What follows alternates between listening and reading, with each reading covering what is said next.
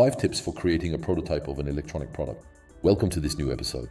In this podcast, we will explore the best practices for turning your ideas into functional electronic products.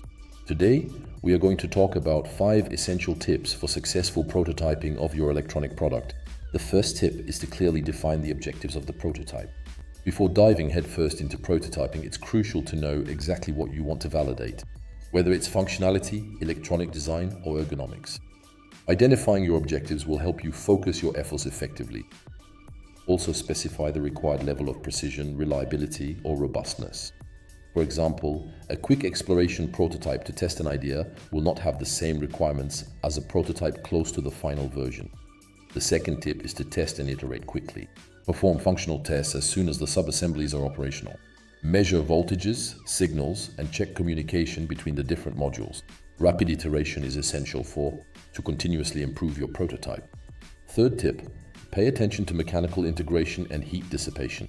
Think about the physical placement of components to anticipate space requirements and assembly in a suitable enclosure or structure. Check that heat-sensitive components, such as voltage regulators or processors, are properly ventilated to extend their lifespan and ensure the prototype functions correctly. Our fourth tip is to address compliance and certification aspects early on. Identify the electrical and safety standards applicable to your field, such as CE or FCC, and plan for a compliant design right from the prototype phase. Find out about testing procedures such as electromagnetic compatibility and mechanical reliability to ensure your product will meet regulatory requirements when it goes through certification. Finally, fifth tip, document every step and all feedback precisely.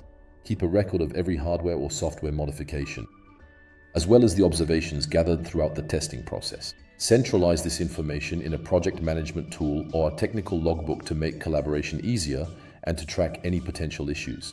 By following these tips and carefully documenting each step, you'll be able to build a functional, robust, and scalable prototype while staying open to adjustments that lead to the final version of your electronic product.